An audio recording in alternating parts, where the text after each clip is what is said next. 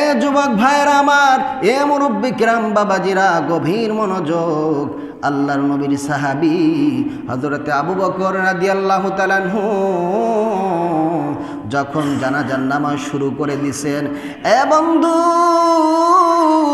একবার নয় দুইবার নয়, আল্লাহর নবীর সাহাবী হযরত আবু বকর রাদিয়াল্লাহু তাআলা আনহু ওই সাহাবীর জানাজার নামাজ তিনবার করে পড়ালেন। কয়বার? তিনবার পড়ানোর পরে আবার যখন চতুর্থবার জানাজার নামাজ শুরু করবেন, এমন তো অবস্থায় একজন সাহাবী ডাক দিয়ে বলে, ও নবীর সাহাবী আবু বকর, বিষয়টা বুঝতে পারলাম না, আপনি কেন তিনটি বার এই ব্যক্তির জানাজার নামাজ শুরু করে ছেড়ে দিলেন? কয়বার? তিনবার জানাজার নামাজ শুরু করছেন। প্রথম আল্লাহু আকবার বলে হাত বাঁধছেন, আবার জানাজার নামাজ ছেড়ে দিছেন। আবার আল্লাহু আকবার বলে হাত বাঁধছেন, আবার জানাজার নামাজ ছেড়ে দিছেন। আবার আল্লাহু আকবার বলে হাত বাঁধছেন, জানাজার নামাজ ছেড়ে দিছেন। কয়বার? জোরে বলেন, কয়বার? তিনবার।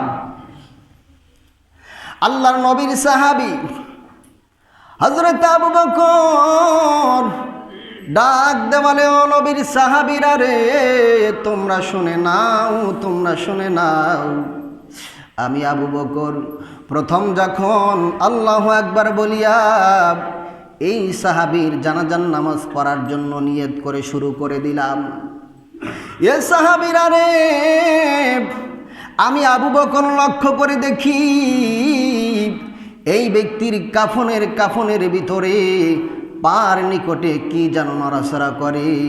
আমি আবু বকর ভয় পেয়ে গেলাম, আমি ভয় পেয়ে জানাজার নামাজ ছেড়ে দিলাম। আবার যখন আমি দ্বিতীয়বার আল্লাহু আকবার বলিয়া এই সাহাবীর জানাজার নামাজ শুরু করে দিলাম, ইয়া মুসলমান ভাইরা আমার, আল্লাহর নবীর সাহাবী হযরতে আবু বকর রাদিয়াল্লাহু তাআলা আনহু সাহাবায়ে কিরামদেরকে বলেন, ও আমার সাহাবীরা রে, ও আমার বন্ধুরা, আমি যখন দ্বিতীয়বার জানাজার নামাজ শুরু করলাম, আমি আবু বকর লক্ষ্য করে দেখি ওই ব্যক্তির কোমর বরাবর কাফনের ভিতরে কি যেন নড়াচড়া করে। আমি আবু বকর ভয় পেয়ে গেলাম, জানাজার নামাজ আবার ছেড়ে দিলাম। আবার তৃতীয়বার যখন আমি জানাজার নামাজ শুরু করলাম, আমি আবু বকর লক্ষ্য করে দেখি রে, ওই ব্যক্তির বুকের উপরে কাফনের মধ্যে কি যেন নড়াচড়া করে। আমি আবু বকর ভয় পেয়ে গেলাম, এই জন্য জানাজার নামাজ আমি ছেড়ে দিলাম। আল্লাহু আকবার বলেন। এ মুসলমান ভাইরা আমার, এ যুবক ভাইরা আমার, এ মুরব্বি কিরাম বাবাজিরা রে, গভীর মনোযোগ। মুসলমান ভাইরা রে আমার, হযরতে আবু বকর রাদিয়াল্লাহু তাআলা আনহু যখন এই কথাগুলো বললেন, সাহাবায়ে কিরাম ভয় পেয়ে গেল গো। আল্লাহর নবীর সাহাবী এবার হযরতে আবু বকর রাদিয়াল্লাহু তাআলা আনহু ওই সাহাবীর স্ত্রীকে ডাক দিয়ে বলেন, ও নবীর সাহাবীর স্ত্রী গো, আমি আপনার কাছে একটা প্রশ্ন করতে চাই। ভিতর থেকে আওয়াজ দিয়ে বলেন, আমিরুল মুমিনিন, ও নবীর সাহাবী আবু বকর, আপনি প্রশ্ন করুন, আপনার প্রশ্নের জবাব দেওয়ার জন্য আমি প্রস্তুত আছি। এবার বিশ্বনবীর সাহাবী হযরত আবু বকর বলেন, এই ব্যক্তির জীবদ্দশায় তোমাকে কোনোদিন কি কোনো কষ্ট দিয়েছে? ওই সাহাবীর স্ত্রী বলে, ও নবীর সাহাবী আবু বকর, আমাদের যেই দিন থেকে বিবাহ হয়েছে, বিবাহ থেকে নিয়ে আজ পর্যন্ত আমার স্বামী কোনোদিন আমার সাথে খারাপ ব্যবহার করে নাই। সুবহানাল্লাহ বলেন। বিশ্বনবীর সাহাবী হযরত আবু বকর গভীর চিন্তার মধ্যে পড়ে গেলেন। কি কারণে এই সাহাবীর কাফনের মধ্যে সাপ? এ বন্ধু, সমস্ত সাহাবাই কিরামদেরকে যখন আল্লাহর নবীর সাহাবী হযরতে আবু বকর রাদিয়াল্লাহু তাআলা আনহু এই ঘটনাগুলো বললেন, ওই কাফনের ভিতরে কি যেন নড়াচড়া করে। অন্যান্য সাহাবাই কিরাম বলে, ও নবীর সাহাবী আবু বকর, আপনি যদি আমাদেরকে অনুমতি দেন তাহলে আমরা কাফন খুলে দেখব এই ব্যক্তির শরীরের মধ্যে কি নড়াচড়া করে। আল্লাহু আকবার বলেন। বিশ্বনবীর সাহাবী হযরত আবু বকর এবার তাদেরকে অনুমতি দিলেন গো। অনুমতি দেওয়ার পরে আল্লাহর নবীর সাহাবীরা, অন্যান্য সাহাবীরা রে কাফন সরাইয়া দেখে ওই ব্যক্তির বুকের উপরে বড় একটা বিষাদর সাপ। আল্লাহর নবীর সাহাবী হযরত আবু বকর রাদিয়াল্লাহু তাআলা আনহু ওই সাপটাকে জিজ্ঞাসা করলেন, আমার আল্লাহ পাক রব্বুল আলামিন ওই সাপটার জবান খুলে দিলেন। ওই সাপটা বিশ্বনবীর সাহাবী হযরত আবু বকর রাদিয়াল্লাহু তাআলা আনহুকে সালাম করলেন এবং বললেন, ওগো নবীর সাহাবী আবু বকর, আমি দুনিয়ার কোনো সাধারণ সাপ নয়, আমি আল্লাহ পাক রব্বুল আলামিনের হুকুমে এখানে এসেছি। কার হুকুমে? যারা বলেন কার হুকুমে এসেছে? আল্লাহর হুকুমে এসেছি। আমার মুসলমান ভাইরা রে, আবু বকর বলে, আরে সাপ, তুই আমার নাম কি করে জানলি?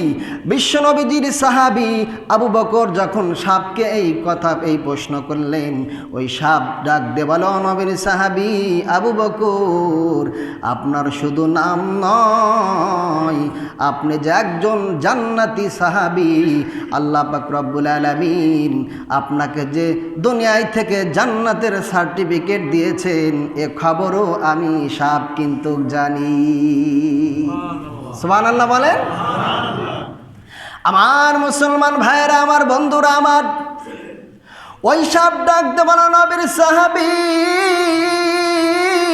আবু বকর, আপনি ভালো করে জেনে নিন, আমি সাপ তো, আমাকে তো একাই দেখতেছেন, আর আমার মতো আরো 69টি সাপ ওই ব্যক্তিকে ধ্বংস করার জন্য কবরের মধ্যে অপেক্ষা করতেছেন। কয়টা? যারা বলেন কয়টা?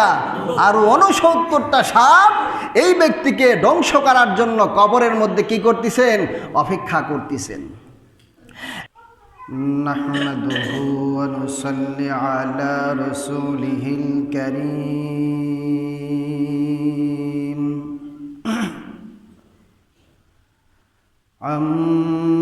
আম্মা বা'দ,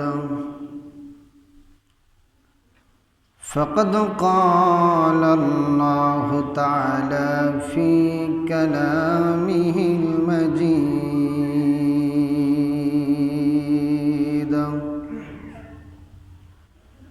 ওয়া ফিল ফুরকানিহিল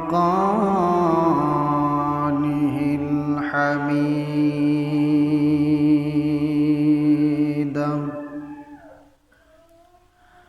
আউযু বিল্লাহি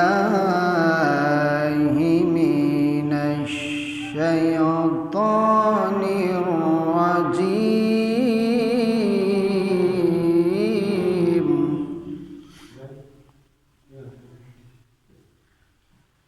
বিসমিল্লাহির রাহমানির রাহিম।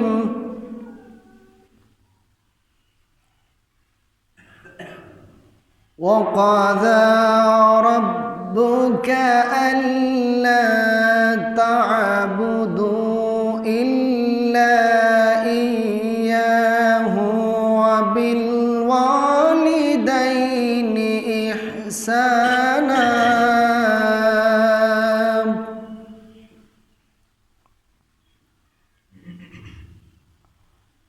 وقال رسول الله صلى الله عليه وسلم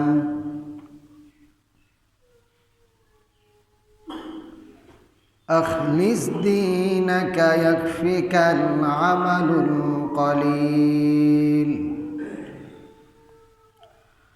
وقال الله تعالى إن الله وملائكته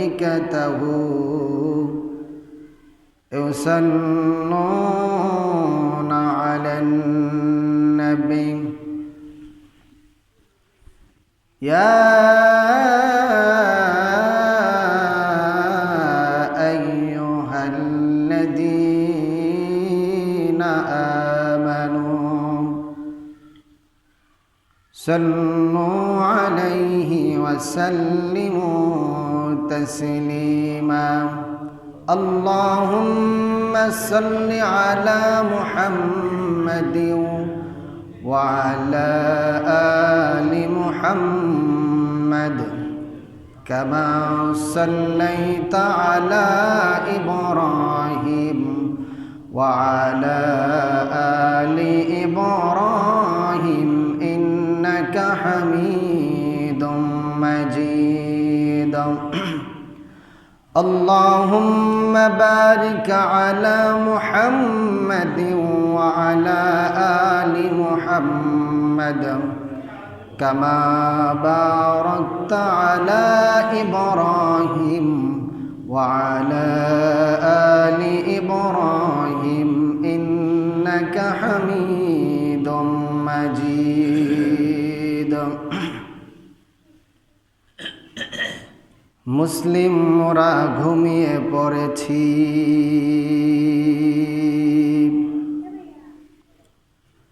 ডাকাত ঢুকেছে ঘরে,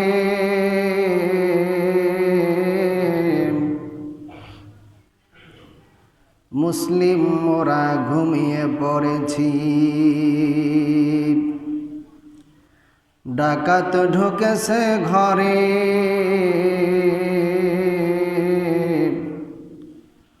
অসভ্যতার কারণে মোদের ঈমান নিয়েছে লুঠে। কার লাগিয়া কান্দরে মন, তুমি কার লাগিয়া হাসো,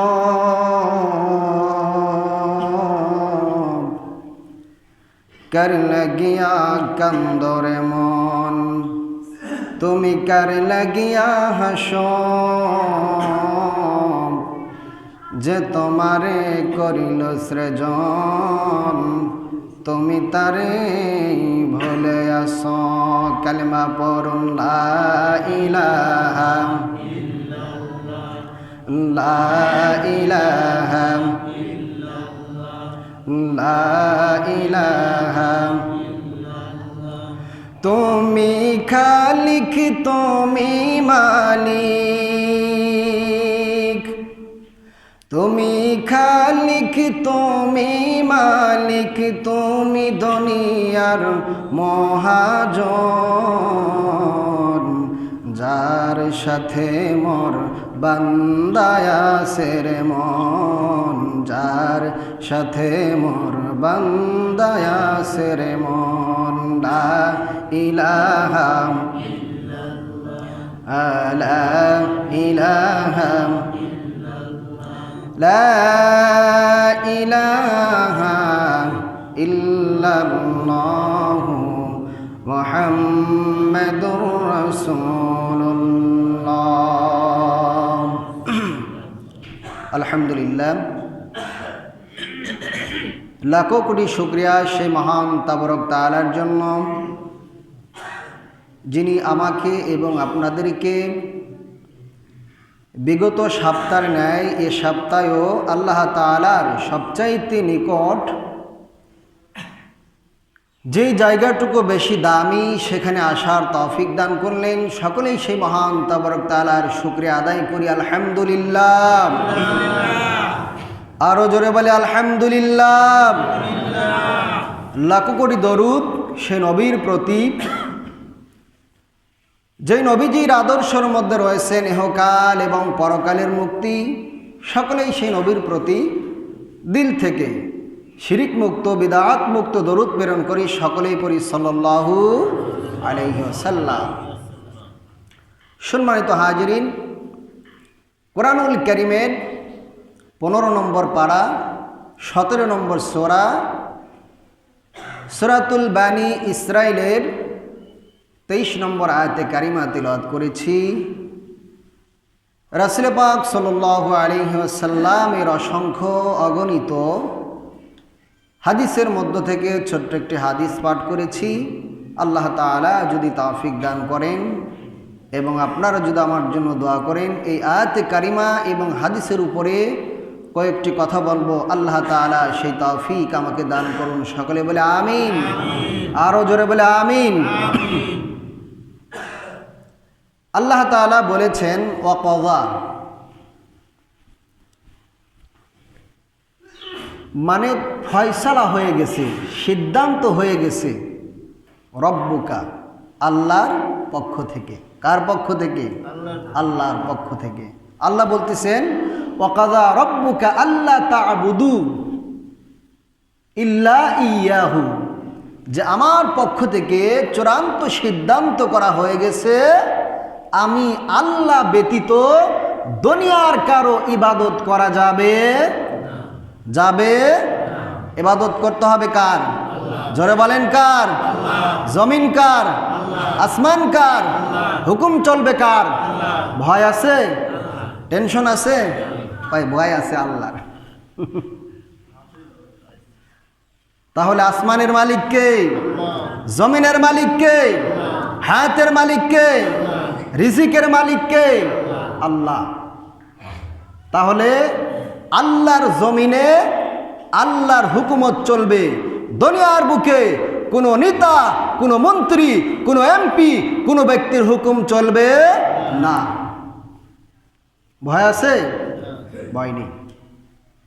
আল্লাহ বললেন যে আমার পক্ষ থেকে চূড়ান্ত সিদ্ধান্ত হয়ে গেছে, আমি আল্লাহ তাআলার ইবাদত ছাড়া দুনিয়ার কোনো কারো ইবাদত করা যাবে না।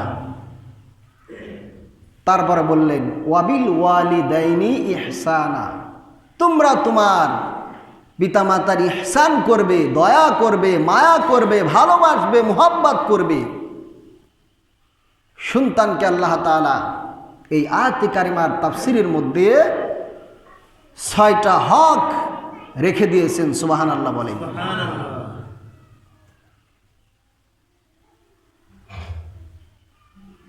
মা বাবা এই দুজন এমন একজন ব্যক্তি, এরা কোনো মা বাবা যদি কোনো সন্তানকে দোয়া করে, আল্লাহ সে দোয়াকে কবুল করেন। আবার যদি বদদোয়াও করে, সেই দোয়াও আল্লাহ কবুল করেন। ভালো দোয়া করলেও কবুল করেন, বদদোয়া করলেও কবুল করেন। এজন্য মা বোনরা যারা শুনতেছেন, সন্তানকে কখনো রাগের মাথায় সন্তানের প্রতি অসন্তুষ্ট হয়ে কখনো সন্তানকে কি করবেন না? বদদোয়া দিবেন না। কারণ আপনি যখন আপনার সন্তানকে বদদোয়া দিবেন, সেই দোয়া কবুল করবেন কে? আরো জোরে বলেন কে? আল্লাহ। আল্লামা জালালউদ্দিন সৈয়দী রহমতুল্লাহ আলাইহি তার থেকে নকল করে আল্লামা জাকারিয়া রহমতুল্লাহ আলাইহি তার কিতাবের মধ্যে একটি ওয়াকিয়া বর্ণনা করেছেন। রাসূল করিম সাল্লাল্লাহু আলাইহি ওয়াসাল্লামের ওফাতের পরে, ইন্তেকালের পরে হযরতে আবু বকর রাদিয়াল্লাহু তাআলা আনহুর খিলাফতের সময়, কার জামানা বলেন? আবু বকরের। আল্লাহ রাসূল কিন্তু তখন দুনিয়া থেকে বিদায় নিয়েছেন, খিলাফত চলতেছেন আবু বকরে।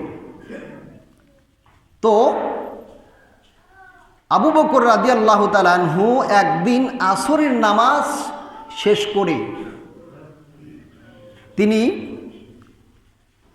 বাজারের দিকে রওনা করবেন, এমন তো অবস্থায় একটি বালক এসে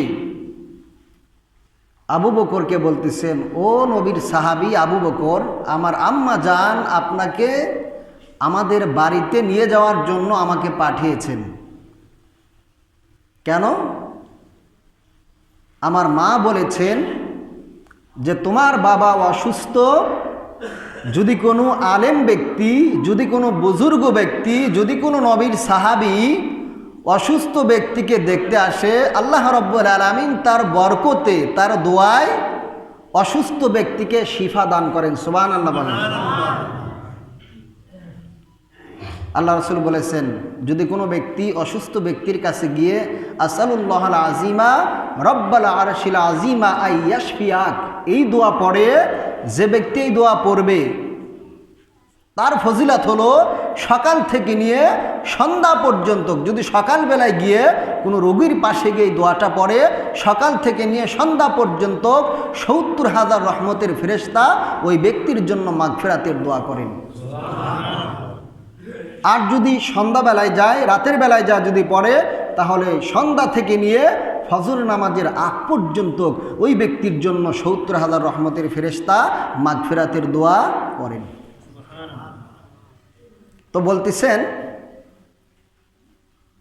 যে আল্লাহর নবীর সাহাবী আবু বকরকে আমার বাড়িতে নিয়ে আসবেন। কে বলতেছেন? অন্য একজন সাহাবীর স্ত্রী তার সন্তানকে পাঠিয়ে দিয়েছেন আল্লাহর নবীর সাহাবী হযরতে আবু বকরের নিকট। আল্লাহ রাসূল কিন্তু তখন নাই, ইন্তেকাল করেছেন। তো মুসলমান ভাইরা আমার, তখন ওই বাচ্চা আসছে। আমার মুসলমান ভাইরা আমার,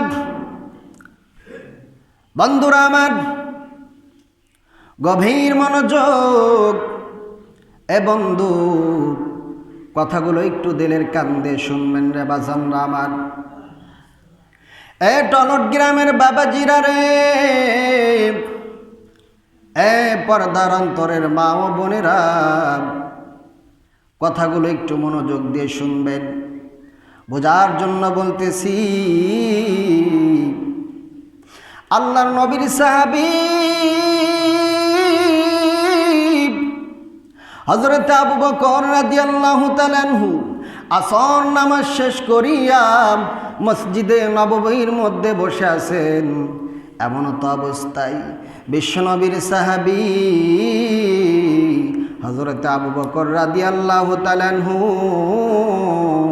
লক্ষ্য করে দেখেন একটা ছোট বালক বাচ্চা আবু বকরের নিকট কান্না করে।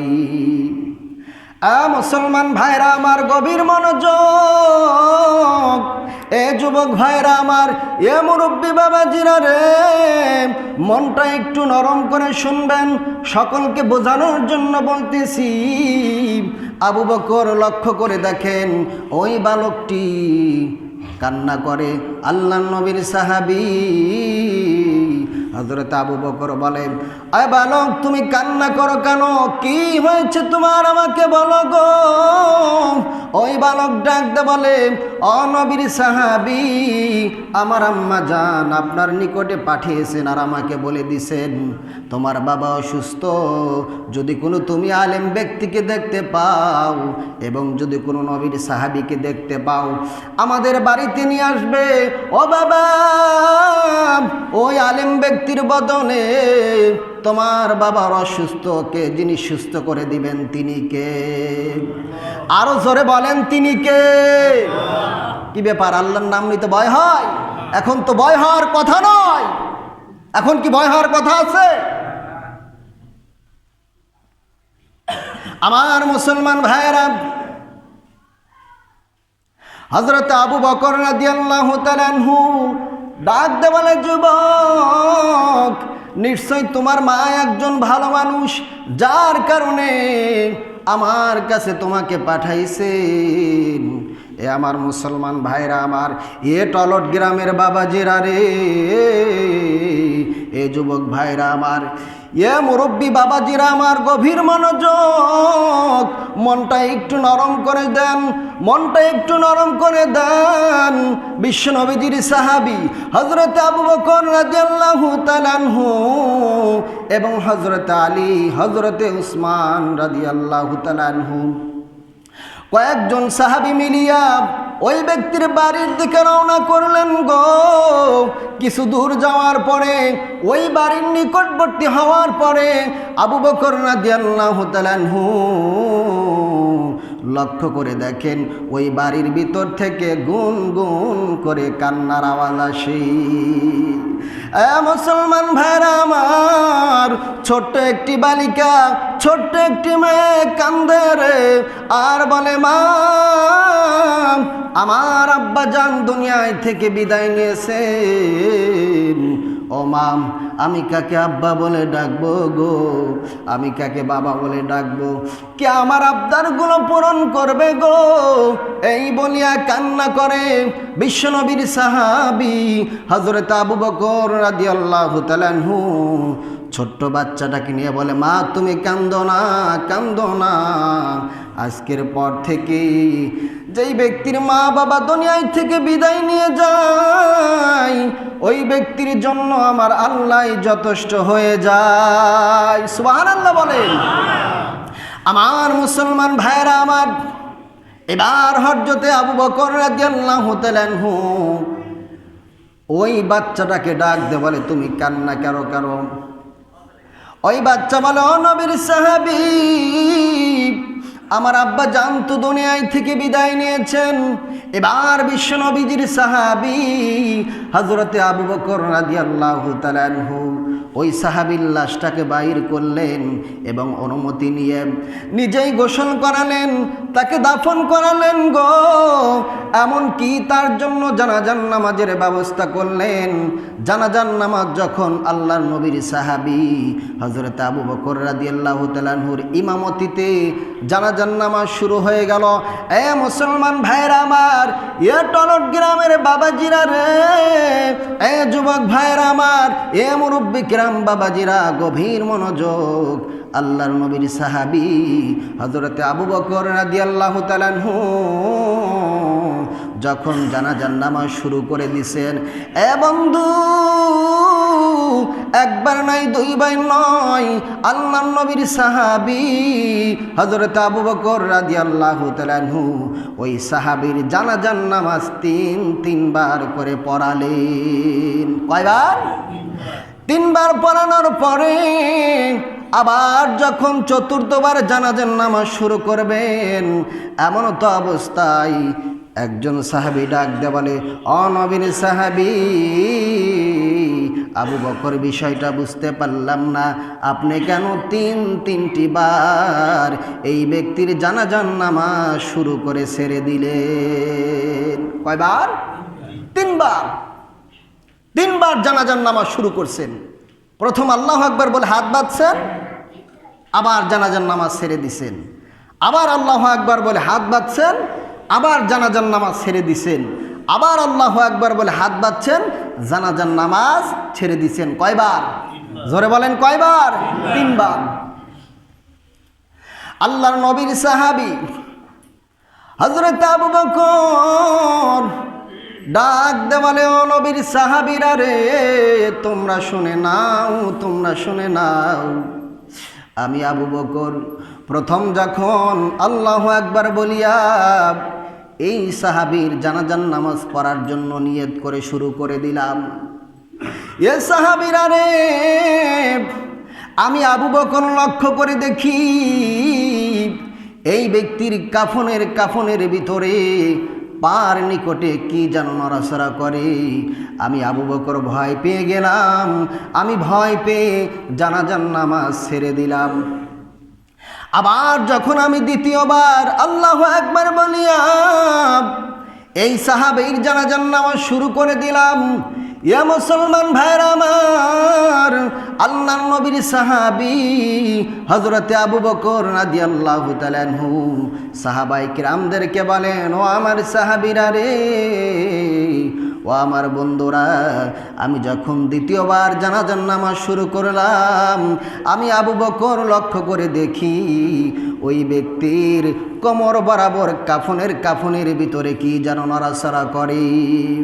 আমি আবু বকর ভয় পেয়ে গেলাম, জানাজার নামাজ আবার ছেড়ে দিলাম।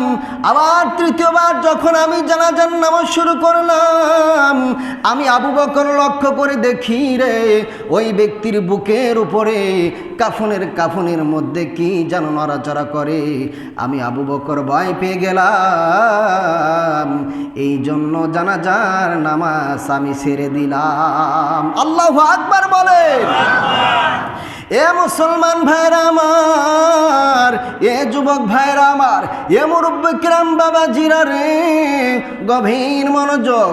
মুসলমান ভাইরা রে আমার, হযরতে আবু বকর রাদিয়াল্লাহু তাআলা আনহু যখন এই কথাগুলো বললেন, সাহাবায়ে কিরাম ভয় পেয়ে গেল গো।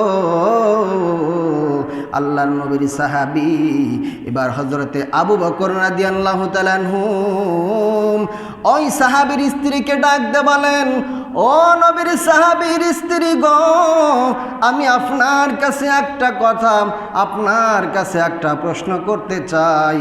ভিতর থেকে আওয়াজ দিয়ে বলেন, আমিরুল মুমিনিন, ও নবীর সাহাবী আবু বকর, আপনি প্রশ্ন করুন, আপনার প্রশ্নের জবাব দেওয়ার জন্য আমি প্রস্তুত আছি। এবার বিশ্বনবীর সাহাবী হযরত আবু বকর বলে, এই ব্যক্তির জীবদ্দশায় তোমাকে কোনোদিন কি কোনো কষ্ট দিয়েছে?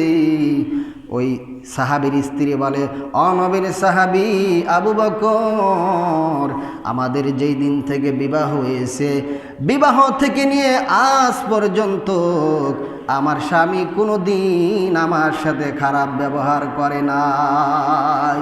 সুবহানাল্লাহ বলেন। বিশ্বনবীর সাহাবী হযরত আবু বকর গভীর চিন্তার মধ্যে পড়ে গেলেন। কি কারণে এই সাহাবীর কাফনের মধ্যে সাপ? এ বন্ধু, সমস্ত সাহাবায়ে কিরামদেরকে যখন আল্লাহর নবীর সাহাবী হযরতে আবু বকর রাদিয়াল্লাহু তাআলা আনহু এই ঘটনাগুলো বললেন, ওই কাফনের ভিতরে কি যেন নড়াচড়া করে। অন্যান্য সাহাবায়ে কিরাম বলে, নবীর সাহাবী আবু বকর, আপনি যদি আমাদেরকে অনুমতি দেন, তাহলে আমরা কাফন খুলে দেখব এই ব্যক্তির শরীরের মধ্যে কি নড়াচড়া করে। আল্লাহু আকবার বলেন। বিশ্বনবীর সাহাবী হযরত আবু বকর এবার তাদেরকে অনুমতি দিলেন গো। অনুমতি দেওয়ার পরে আল্লাহর নবীর সাহাবীরা, অন্যান্য সাহাবীরা রে, কাফন সরাইয়া দেখে ওই ব্যক্তির বুকের উপরে বড় একটা বিষাদর সাপ। আল্লাহর নবীর সাহাবী হযরত আবু বকর রাদিয়াল্লাহু তাআলা আনহু ওই সাপটাকে জিজ্ঞাসা করলেন, আমার আল্লাহ পাক রব্বুল আলামিন ওই সাপটার জবান খুলে দিলেন। ওই সাপটা বিশ্বনবীর সাহাবী হযরত আবু বকর রাদিয়াল্লাহু তাআলা আনহুকে সালাম করলেন এবং বললেন, ওগো নবীর সাহাবী আবু বকর, আমি দুনিয়ার কোনো সাধারণ সাপ নয়, আমি আল্লাহ পাক রব্বুল আলামিনের হুকুমে এখানে এসেছি। কার হুকুমে? যারা বলেন কার হুকুমে এসেছে? আল্লাহর হুকুমে এসেছি। আমার মুসলমান ভাইরা রে, আবু বকর বলে, আরে সাপ, তুই আমার নাম কি করে জানলি? বিশ্বনবীর সাহাবী আবু বকর যখন সাপকে এই প্রশ্ন করলেন, ওই সাপ ডাক দে বলো, নবীর সাহাবী আবু বকর, আপনার শুধু নাম নয়, আপনি যে একজন জান্নাতি সাহাবী, আল্লাহ পাক রব্বুল আলামিন আপনাকে যে দুনিয়ায় থেকে জান্নাতের সার্টিফিকেট দিয়েছেন, এ খবরও আমি সাপ কিন্তু জানি। সুবহানাল্লাহ বলেন। আমার মুসলমান ভাইরা, আমার বন্ধুরা, আমার ওই সাপ ডাকতে বলো নবীর সাহাবী আবু বকর, আপনি ভালো করে জেনে নিন, আমি সাপ তো আমাকে তো একাই দেখতেছেন, আর আমার মতো আরো 69টি সাপ ওই ব্যক্তিকে ধ্বংস করার জন্য কবরের মধ্যে অপেক্ষা করতেছেন। কয়টা? জোরে বলেন কয়টা? আরো 69টা সাপ এই ব্যক্তিকে ধ্বংস করার জন্য কবরের মধ্যে কি করতেছেন? অপেক্ষা করতেছেন। এ মুসলমান ভাইরা আমার, এবার আল্লাহর নবীর সাহাবী আবু বকর রাদিয়াল্লাহু তাআলা আনহু ওই সাহাবীর স্ত্রীকে যখন জিজ্ঞাসা করলেন, ও নবীর সাহাবীর স্ত্রী, এই ব্যক্তি তোমার সাথে জীবদ্দশায় কি কোনোদিন খারাপ আচরণ করেছে? ও ভিতর থেকে আওয়াজ দিয়ে বলে, ও নবীর সাহাবী, আমাদের বিবাহর পর থেকে নিয়ে আজ পর্যন্ত আমার স্বামী কোনো দিন আমার সাথে খারাপ ব্যবহার করে নাই। এ মুসলমান ভাইরা আমার, আল্লাহর নবীর সাহাবী হযরত আবু বকর রাদিয়াল্লাহু তাআলা আনহু অঙ্ক মিলাইতে পারে না, গভীর চিন্তার মধ্যে বসে আছেন। ব্যাপার কি কারণে আল্লাহ রাব্বুল আলামিন এই সাহাবীর উপরে এত বড় একটা গজব দিল, জানার দরকার আছে না নাই? কথা বলেন, আছে না নাই? এ মুসলমান ভাইরা আমার, এবার বিশ্ব নবীজির সাহাবী হযরত আবু বকর রাদিয়াল্লাহু তাআলা আনহু ডাক দিয়ে বলে যে, মা, এই সাহাবীর কি মা বাবা দুনিয়ার মধ্যে কি জীবিত আছে? ভিতর থেকে ডাক দিয়ে বলে, জি আছে গো। আল্লাহর নবীর সাহাবী হযরতে আবু বকর রাদিয়াল্লাহু তাআলা আনহু বললেন, তাদেরকে ডাকো।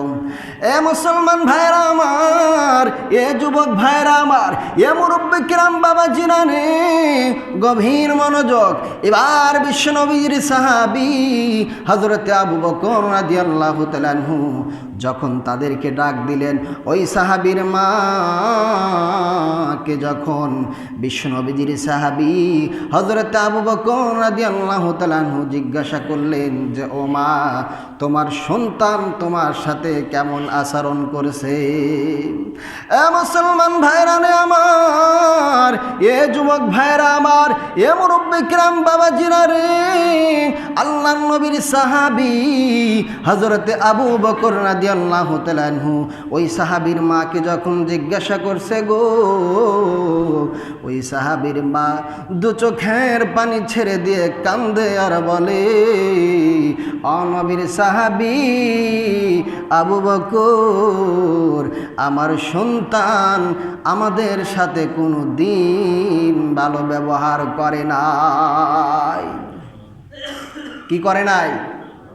কথা বলেন, কথা বলেন। এরকম সন্তান কি আমাদের এলাকায় আছে না নাই? মনে হয় আপনাদের টলট গ্রামে নাই। এ যুবক, কি কারণে তুমি তোমার মাকে মা বলে ডাকো না? কত যুবক আছে মাকে ডাকে না, বাবাকে ডাকে না। এ যুবক ভাইরা আমার, আজকের বয়ান থেকে শিক্ষা গ্রহণ করে নাও, নবীর সাহাবীদের মতো মানুষ আল্লাহ রাব্বুল আলামিন যাদেরকে জান্নাত, দুনিয়ায় থেকে জান্নাতের সুসংবাদ দিয়েছেন, তাদের ক্ষেত্রে যদি এমন হয়, তাহলে আমার আপনার অবস্থা কেমন হবে? এই জন্য এখন আমরা যারা মা বাবার সাথে বিচ্ছেদ হয়ে গেছি, খোদার কসম করে বলি, মা বাবা যদি দুনিয়ার বুকে কোনো সন্তানের জন্য দোয়া করে, আল্লাহ সেটাও কবুল করবেন। আবার মা বাবা যদি কোনো সন্তানের জন্য বদদোয়া করেও সেটাও আল্লাহ কবুল করেন। বদদোয়া করলেও কবুল করেন, ভালো দোয়া করলেও আল্লাহ কবুল করেন। তো আবু বকর বলতেছেন যে, মা, এই সাহাবী কি আপনার সাথে কোনো খারাপ আচরণ করছে? দু চোখের পানি ছেড়ে দিয়েছেন, দু চোখের পানি ছেড়ে দিয়েছেন। এবার বিশ্বনবীজির সাহাবী আবু বকর বলে, মা, আপনি যদি এই সাহাবীকে মাফ না করে দেন, আপনার সন্তানকে যদি মাফ করে না দেন, আপনার সন্তানকে কবরের মধ্যে 70টা সাপ কিয়ামত পর্যন্ত ধ্বংস করবে। মুসলমান ভাইরা আমার, মা বাবা এমন একটা জিনিস। ওই সাহাবীর মা বাবা চোখের পানি ছেড়ে দিয়ে বলে, নবীর সাহাবী আবু বকর, তুমি শুনে নাও, তুমি শুনে নাও, আমার সন্তান কবরের মধ্যে কষ্ট করবে, আর আমি মা বাবা দুনিয়ায় থেকে সেটা সহ্য করতে পারবো না। আল্লাহু আকবার বলেন। বলতেছেন আমার সন্তান কবরের মধ্যে কষ্ট করবে, আমি মা বাবা দুনিয়া থেকে সহ্য করতে পারবো না। আল্লাহ মাফ করে দিছেন। এজন্য এখনো আমরা যারা মা বাবাকে কষ্ট দেই, মা বাবার সাথে আমাদের এখনো যাদের সম্পর্ক নাই, আসুন আমরা সকলেই মা বাবার কাছ থেকে মাপ চেয়ে মা বাবার সন্তুষ্ট অর্জন করার তৌফিক দান করুন। সকলে বলে আমিন, আরো জোরে বলে আমিন। আমরা যারা